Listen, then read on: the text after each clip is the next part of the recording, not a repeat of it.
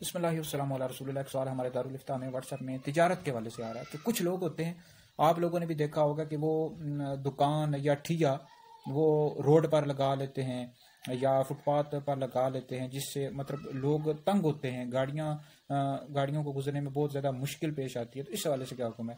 یعنی ایسی جگہ پر دکان لگا لینا، ٹھیا لگا لینا، روڈ کی جگہ کو بھی مطلب دکان میں شامل کر لینا، اور فٹ پاتھ پر جس کی وجہ سے لوگوں کو گزرنے میں مشکل پیش آئے، گاڑیوں کو گزرنے میں مشکل پیش آئے، تو یہ جائز ہی نہیں ہے، ٹھیک ہے۔